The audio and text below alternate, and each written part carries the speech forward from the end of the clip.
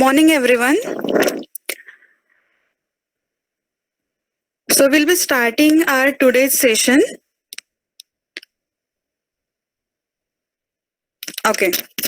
Now, before starting today's session, I would like to advise you all before starting of to join a Meet link. Please log into your Gmail account, which you have registered with us. Then click on your Google app. See, I'll just show you the thing. See, as this is my Gmail account, which I have registered for this internship. Just you need to click on this Google Apps account. Then in Google Apps account, you will find there is a app called as Classroom. You just need to click on the Classroom app. After clicking on the Classroom app, you will be redirected to the classrooms that you are in. So you will find there is Summer Internship Program Classroom. You just need to click on Summer Internship Program. Okay. And in Summer Internship Program, you will find the Meet link, which is our Meet link, our internship Meet link. After clicking on that Meet link, you will be directly redirected to a Google Meet. Okay. Before login to Google Meet, first keep in mind always log into your Gmail, then go to your classroom, that is Gmail classroom, and then redirect yourself to a Google Meet. Okay, please follow this procedure. So the issues that you are facing, that will not be there. Okay, now we'll just start with our today's session. Now, in yesterday's, which Vivek sir starts, in that session, many students are having the doubts that what will be the key aspects that will be covered in these internships. Then, what all things will be there in this internship? Which programming languages can be there in this internship? Which other technologies will be there in this internship? So, I'll just give you a brief introduction of this internship first. Then we'll start with the actual topic of today's session, which is basics of C. Okay, that is in that I'll be covering array and string. Now, Madam, can you slide show? Can you go into presentation mode? Yes, sir. Okay, sir. Now, in this internship, there are basically 3 phases. We have divided this internship in 3 phases. The first phase is competitive coding phase. The second phase is the actual app development phase, and third phase is phase. Okay, now in first phase, which is competitive hacking coding phase, this is common to all participants. Basically, we have, as in this internship, there are FE, SE and TE students. We have divided our internship after in second phase in 3 categories, that is level 1, level 2 and level 3. But for phase 1, all 3 categories are together, and we are keeping the basic topics which are required to develop your competitive coding skills. Okay, so in this competitive coding phase, which is our phase 1, we'll be covering these topics, which are C programming basics, pointers, functions, Java, introduction to data structures, algorithms and analysis, problem solving approaches, and level up coding skills. Now you will find, as we have already started with this phase from yesterday, we are using HackerRank. So our main motto of this phase 1 is to improve your HackerRank so that you will be comfortable for any competitive coding what we can say exams afterwards, which are there in your future for your placements activities or for your the higher studies. Okay, so our basic aim for this phase is to increase your HackerRank. Now, so this is our phase 1. We have for phase 1, there will be in this complete phase will be there for 2 weeks. So this week and next week will be are dedicated to phase 1. Now, the second phase. Now, in second phase, I have already discussed with you as we have divided you all in three levels. So, our level 1 is FE students, which are first year engineering students. Level 2 is second year engineering students, and level 3 is third year engineering students. The main motto of level 1, which are a first year students, are game development. Okay.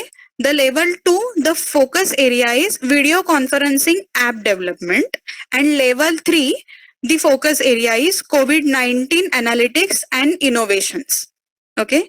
So in these three sessions, we have divided all you in three different levels, and accordingly we have planned these sessions. Like in phase 1 for level 1, which are first year students, for them we have planned sessions which are listed here on your screen, like project initiation, project plan, requirement engineering, the things which are required for complete project planning, which are software engineering related.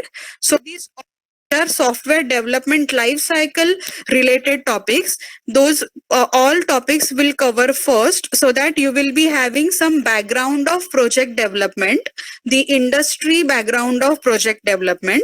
Then we'll be starting with a web development related languages which are required to develop a game, because the main aim of level 1 is game development. So we'll be starting with HTML, CSS, JavaScript, Windows API, UI, graphics, and games. Now, parallelly, for second level, which is level 2 for second year students, the main aim is to develop a video conferencing related apps. So for those students also, the first phase is the project development related topics are there. Then we'll be starting with Python for second. So this level is for second year students. Python. Then we'll be working with images, speech, and video. Then the version control, and because we in all levels, level 1, level 2, and level 3 will be using GitHub for their project work. Then we'll be starting with HTML, CSS, and JavaScript, PHP, web backend, Linux internal, network prog in Linux, and conferencing open sources. So these are the topics which we'll be covering in level 2 for second year students. Now parallelly for level 3, as the main focus area of this level is to develop an app for COVID-19 as Arogya Setu app. So as Arogya Setu app is open source app, for this level also we'll be starting with project design or project plan related topics first, the requirement engineering, DevOps introduction, storage network and BCP, then version control and GitHub. This is common topic for all levels. As I have told you the reason behind that, because we are all projects which are there in level 1, level 2, and level 3 will be using GitHub. Then Azure hosting, securing your apps, using analytics tools in apps, using ML algorithms in apps, Arogya Setu app code organization, Selenium testing, and data analytics using R. So these are all topics that we are covering in level 3. So this for phase 2, there will be having 3 levels, which will be all the sessions which we have planned will work parallelly. Now, after this level 2, in this level 2, you have to complete your project plan. In this phase 2, we are dividing you all in group of 3, and a problem statement will be there. Based on that problem statement, you need to design or you need to develop that project. So this is the main motto of this phase 2. Now, after completion of this phase 2, there is last phase which is common for all levels, which is 48 hours hackathon for all level 1, level 2 and level 3 project groups. So this hackathon is also based on your project group only, and there will be exciting awards with this hackathon, after this hackathon. So this complete internship we have divided in 3 phases. Why I have told you this? Because there are many questions in your mind after yesterday's session. So we all faculty members is to discuss with you all first this, and then we'll start with actual session. If you are having any doubt regarding this, then you are free to ask anything on discussion forum or on your our WhatsApp group or on a Google Meet link. Okay, is this okay, all of you?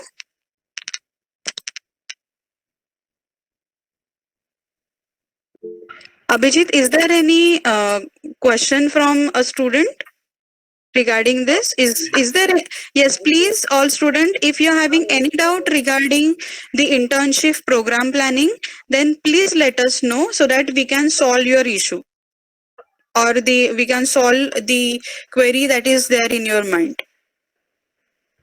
I Okay. think, madam, one more thing you should announce regarding those webinars which we are having part of this, where we are inviting Yes, sir. our alumni Alumni. to interact Yes. with these internship students, Yes, sir. online interactions. So Yes, sir. please just elaborate on that too. Yes, sir. Sure, sir.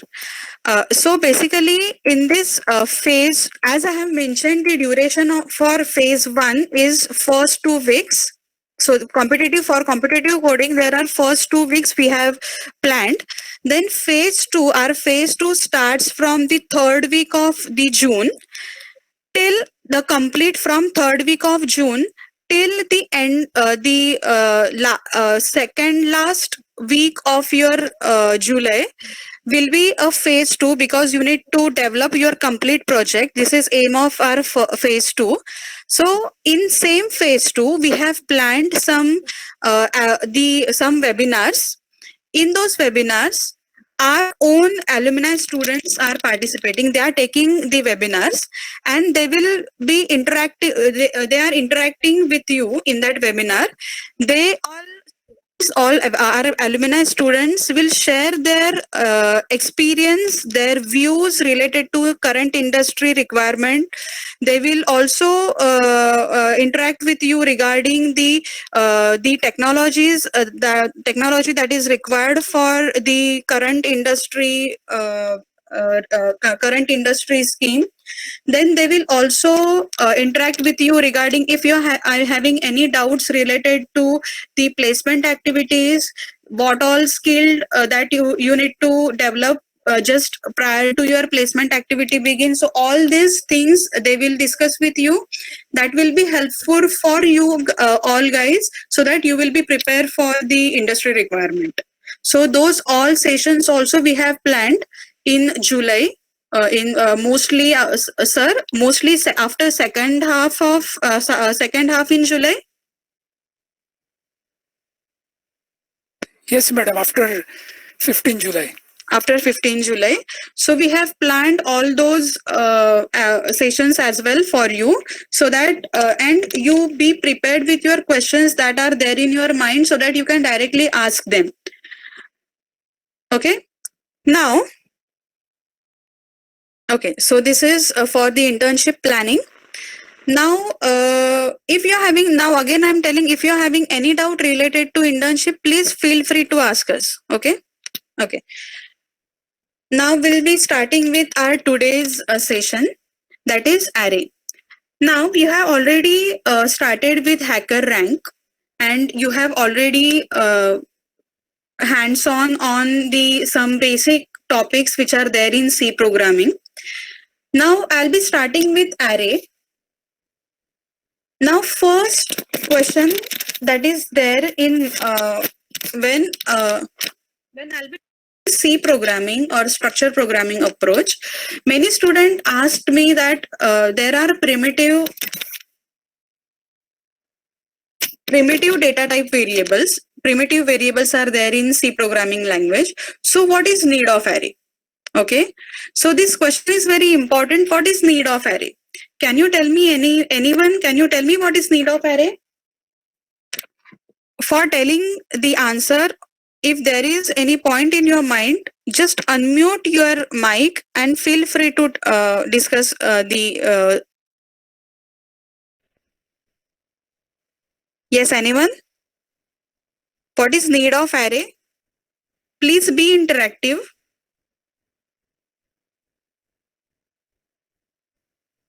Okay. Okay. So basically, as we already aware with, there are basically approximately 4 types of variables in programming language. First is primitive variable. Second is derived variable. Third is user defined variable, and fourth is the valueless variable. Okay, so primitive variables are like, for example, integer, float, double. So these character, these all are primitive type variable. Now derived variable is what? Which are derived from primitive type of variable. Like, for example, if suppose we have declared one integer type of variable, let's say int a. Okay, and we have assigned value of int a as 20. So with int a, 2 bytes or 4 bytes of memory space is allocated in memory, and the value stored at that memory place will be 20. Okay, now my second step of my program is a equal to 10. Now you will say that already 20 is stored and at that variable space. Now we are assigning value as a equal to 10. So if we are defining any variable as primitive type of variable where single memory space is there, then and if we are assigning multiple values to a single variable, then the first value which we have assigned to that variable will be replaced with the new value. So now new value which is stored at a will be 10. So 20 is replaced with 10. Now what is need of array? Now many of you must click on your mark. There is some key of of this question. The need of array is what? With array we can store multiple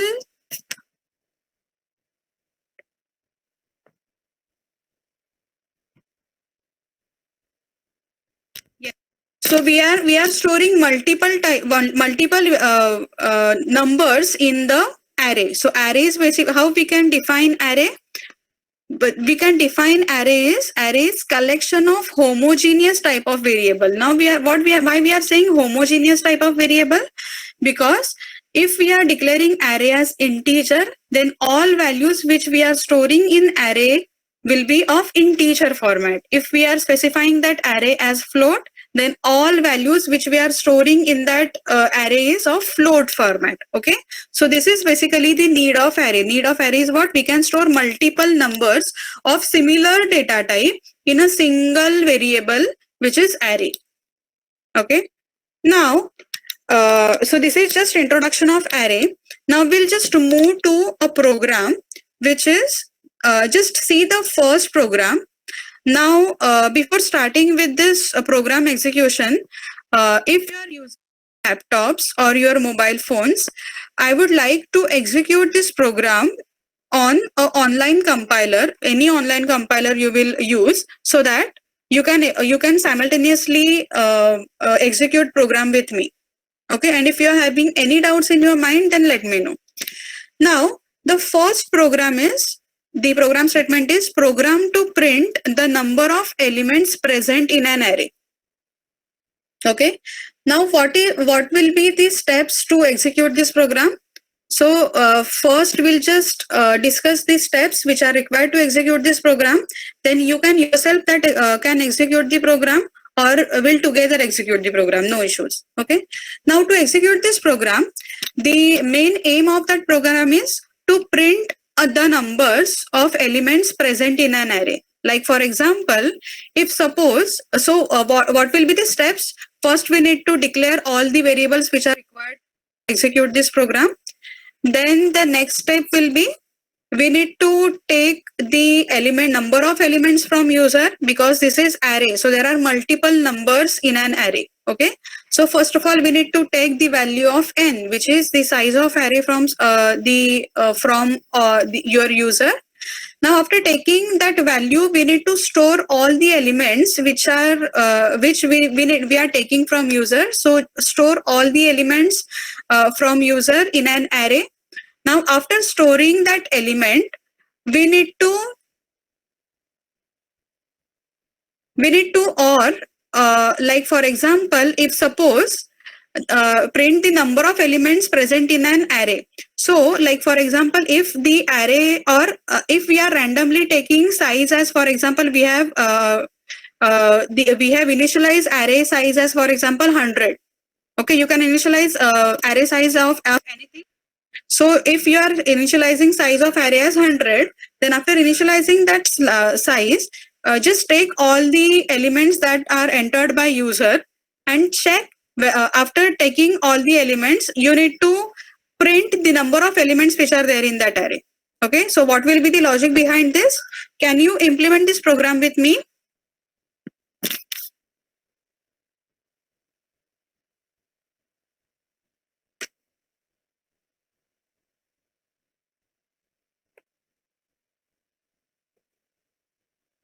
Okay, so we'll be I'm using online C compiler to execute this program.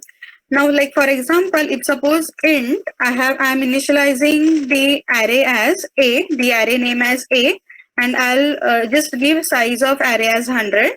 Now I required the iterative variable as I need to deal with index of array. So I'm initializing that variable as I, then the n. Okay. Now we'll just print a statement, printf, enter the array elements.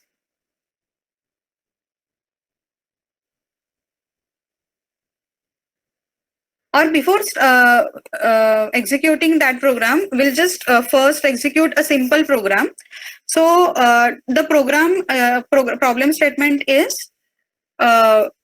take the size of array from user, then take array elements from user, then take any number from user, and we need to check whether that number is present in that array or not. Okay, so I have just initialized that array as size of array as 100, then I for index, and n for the number, the n which is taken from user, the size of array. So I'll just printing here, enter the size of array, then scanf. Now the format specifier is %d, as we have declared it as integer. Then %d ampersand n. So in n, the size of array will store. Then printf,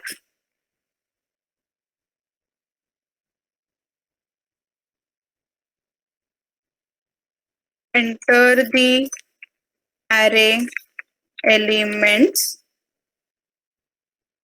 Now, as there is multiple elements in an array, we need to use the loops. Okay, so we are using a for loop. So for the I, which is the array index, so always array index starts with 0. So I equal to 0, I less than n. Now why n? Because n is size of array. So array index starts with 0 and end at n minus 1. So instead of writing n minus 1, we can directly write it as less than n. Okay, and I plus plus. So it will store all the elements of array. So while storing all the elements in an array, we need to use scanf.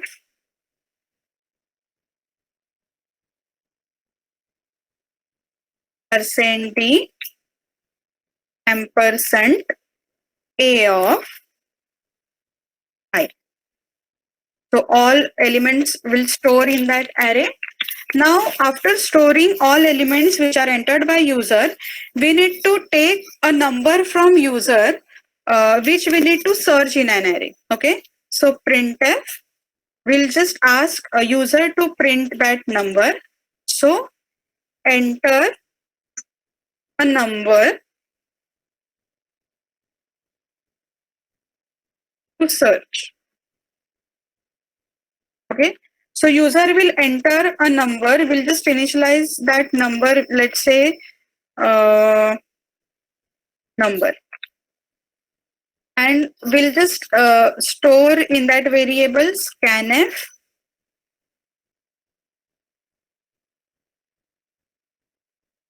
%d ampersand number. Now, after taking that value from user, which we need to search in an array, now we need to write the logic of search. Okay. Now, as the array index starts from 0 till n minus 1, we need to use each and every array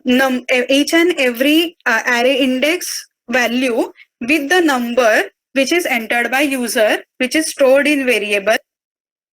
Okay. So, like for example, if suppose user entered the size of array as 5, okay, and the elements which are there in array is 10, 20, 30, 40 and 50. Now, after storing that array, we are taking the number to search in an array, and that number is 30. Okay, so the value of number variable is 30. Now, after that 30, after taking that value from user, we need to check that 30 value with all the array elements. Now, to map or to check with all array elements, we need to first the loop. By using that loop, we can while loop, because we need to check each and every element of that array. So that loop will start with I equal to 0. Why 0? Because I starts from 0. I less than n. Y less than n? Because n minus 1. And I plus plus. Now, after putting that I, we need to write in for loop the condition to check with that number. Now, what will be the condition? We need to compare the number variable with each and every array index variable. So,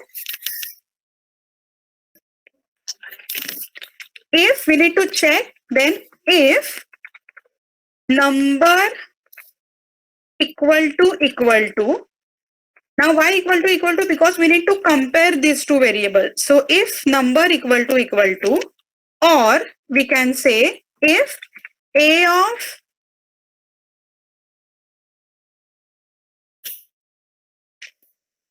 I equal to number, if this situation or if this condition is true, then we can say that printf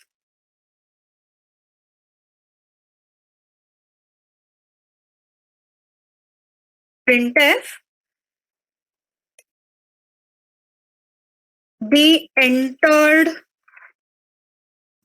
number is present in array. Okay. Or if we need to print the index of that array, like for example, if suppose as I have discussed the example, if the array size is 5 and we are taking 10, 20, 30, 40 and 50 as array elements, and we need to search the number 30 is present in that array or not, then the index of that 30 is 2. Okay, so if we need to print that number, then here itself we can say that the entered number is present in array and the index is, at which index that number is present. So index is %t, Okay, and as we are writing %d, in which variable that index is present? So in I variable that index is present. So we'll directly pass that variable as I. Okay, and your program will end. Okay, so we'll just run that program.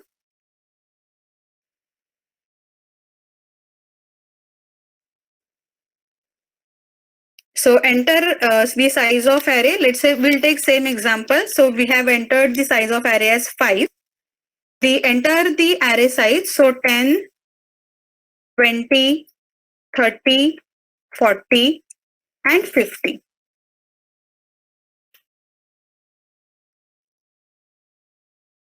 Enter. Now enter a number to search. Let's say 30. Okay, so you will get the output as the entered number is present in array and the index is 2. Okay, so likewise you can handle any array related programs which can be asked in your competitive coding. Always you keep in mind, whenever we are dealing with array, many times the array related programs are based on the index of that array. So if that indexing concept is clear in your mind, like for example, if suppose your problem statement is the merge of two arrays. Okay, if we are merging two then we always the concept should be clear in your mind that there are two different arrays with two different indexes, and if we are merging two array, then if suppose let's say the A is your first array and B is your second array, and if the size of A array is 5 and size of B array is 3, then the combined output which is there in your expected output, then the size of that output will be the 8. Okay, but if you are in your merging of two arrays, you need to keep in mind the indexing related computation. So always keep in mind that always think accordingly. Okay, so these are related to index. We'll just discuss the some other problems that can be asked as a competitive coding problems. Okay, as in this second problem, we'll just discuss the what we can say the algorithm behind that problem.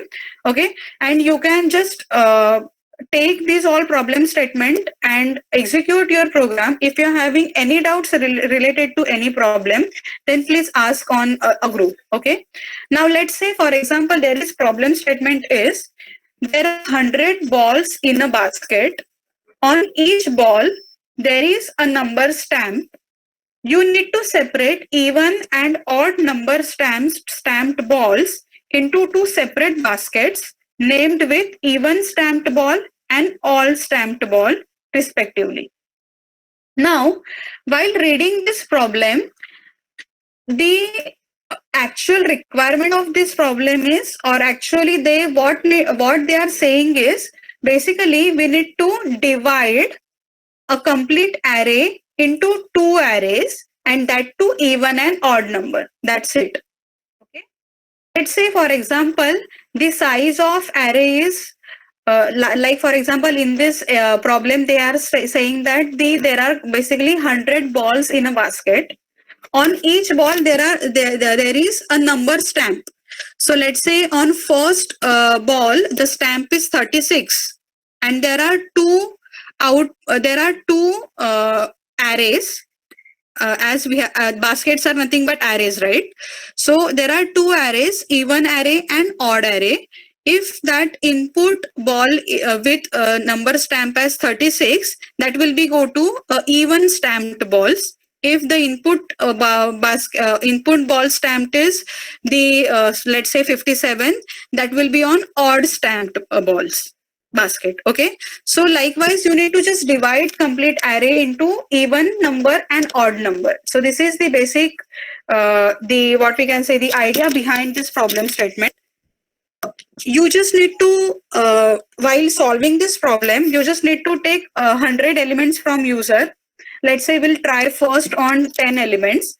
So initialize that array with 10 elements, then take 10 numbers from user, 10 elements from user. Then after taking 10 numbers from user, You just need to divide that complete array into two arrays that are even array and odd array.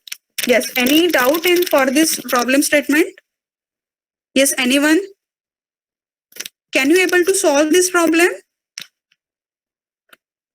Please chat on your chat window. Is this okay with you? Abhijit, can you please tell me what is the Yes, ma'am. response of all Yes, users? yes, ma'am. Everybody was able to solve, Okay. and they are replying with yes. Yes, ma'am. Okay. So that is a second problem. Now, I'll tell you. I will be posting all this problem on your discussion forum. So no need to write or take a snap of this problem. I'll be sharing all those problems. Okay. Okay, all students. Okay. Now the next problem is, this is from a competitive coding exam. The problem statement is sum of all perfect squares, divisors of numbers from 1 to n. Now they have given a number n. The task is to find the sum of all the perfect square divisor of numbers from 1 to n. Like for example, if n is 5, okay, then output will be 9. How? The explanation of this problem is, if the value, the n value we are taking from user, okay, let's say the value of n which is entered by user is 5. So we need to check the perfect square divisor from 1. Okay, we'll be starting from 1 because for any number we'll be starting from 1 because the problem statement says that sum of all perfect square divisors. So we should start from 1 to n. Okay, so we'll first check with 1 digit 1. Okay, so perfect divisor, the square divisor of 1 is what? 1. Okay, similarly the then we'll see for next digit, which is 2 and 3. Okay, so perfect square divisor of 2 and 3 is also 1. Then next is 4. So for perfect square divisor of 4 is 1 and 4. Okay, 1 and 4. Then next, because 4 is also a square of 2, so 1 and 4.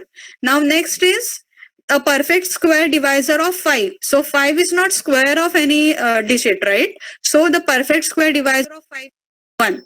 Okay, so they are asking sum of all perfect square divisors. So as we required sum of all, we need to add all the divisors that we are getting from 1 till 5. Okay, so for total sum, we need to add this 1 which is from 1, then for 2, 1, then for 3, 1, then for 4, 1 plus 4 which is 1 plus 4, and 5 for 5, 1. So complete sum will be 9. So likewise, the required output of this problem is 9. Is this clear, all of you? This number, this statement, this problem statement. Is this okay, all of you? Yes, ma'am. Okay. So likewise, there are some input and output they have provided. So like for example, suppose we are completing with the problem statement which is mentioned here by taking a value of n as 5, they can be, then you can test with n as 30. The expected output is 126. If you are taking value of n as 100, then the expected output will be 910. Now, yes, any issues? Anyone? Ma'am, Uh, the perfect. guys, Yes. I would request you to please. Hello, ma'am. Yes. If Yes, you are please not tell me. asking Ma'am, the questions, perfect. please be on mute. If you are not asking questions, please be on mute. Thank you. Ma'am, the perfect square of 4 is 1, 2, and 4, no? No. These are perfect square divisors. Divisors. Okay. For 1 is 1, and for 4, 1 and 4. We are not dealing with perfect. So that's why I told you to read that statement carefully. Sum of all perfect square divisors they are saying, not perfect squares. Ma'am, one student is asking why there is 1 plus 4 in the total sum. Because The bracket. for 4, the perfect square divisors are 1 and 4. Is this okay? See, for perfect square divisor of 1, the answer is 1 because 1 is divisor by 1. Then for 2, again 1. Then for 3, for all prime numbers, let's say, so this is the best explanation for this question. For all prime numbers as 1, 3, 5, 7, for all prime numbers, the perfect square divisor is only single number, which is 1. Okay, so for all those numbers, the perfect square divisor is 1. Like 4 is not prime number, right? So for 4, the perfect square divisor is 1 and 4 itself, 4. Is this okay with you? Hello, Yes. ma'am. But for 4, there are perfect square divisors 1 and 4. Then for prime numbers, the number is divisible by itself also, na? So why can't 1 and But 5? that number is not perfect square, right? 5 is perfect square. Okay. Understand. Got you? Yes. Okay. So this is the problem statement. Now, the next problem statement is, this is very simple problem statement we can say. The question is largest number that is not a perfect square. Okay, so this is the question that they have asked. So the idea behind to solve this question is, like, given n integers, find the largest number is not a perfect square and print -1 if there is no number that is perfect square. Okay, so let's say, for example, the input is we have taken the input array, we have initialized at ARR. Now in that the elements are 16, 20, 25, 2, 3 and 10. And the largest number that is not a perfect square will be, see, like for example, what is square of 2? Is 4. Square of 3 is 9. Square of 4 is 16. Square of 5 is 25, like that. Okay, and they are asking largest number that is not a perfect square. Okay, so like for example, if suppose this is the output, this is the input array, so first of all we need to first sort that array completely. So we are, as we need to deal with largest number, we need to sort that array in descending manner, and we need to check whether that number is a perfect square or not. If that is not, like for example, if after sorting the complete array in descending order, the array will be 25, 20, 16, 10, 3 and 2. Correct? Now after sorting that array, we just need to check with each index element of that array. Like first element is 25. So 25 is square or not? So it is square of 5. Okay, so we will skip that number. Now we'll move to next indexed variable. Now next index variable is 20. Now 20 is square of any number? No, 20 is not square of any number, right? So this will be the largest number that is perfect square. That is not a perfect square. Is this okay with you? The flow of flow required to execute this program? Yes. Can you, sir? Yes, Abhijit. What is response from Yes. all students? Yes, ma'am. Is this concept clear, all of you? Yes, ma'am. They are replying with yes. Okay. Ma'am, your voice is breaking. Is this okay now? Yes, ma'am. Okay. So that these are all array related programs that I'll be posting on your discussion forum. So execute all this Yes, ma'am, program it's and okay. let me know the output of this program. Abhijit, we are taking break. So that I'll, if not, then I'll be starting with string. Ma'am, we can take a short 10 minutes break now. Okay. All students, please don't leave this meeting. Just mute your mic Okay, and off your video, and we'll just take 10 minutes break, and after 10 minutes break we'll be starting with string. Is this okay?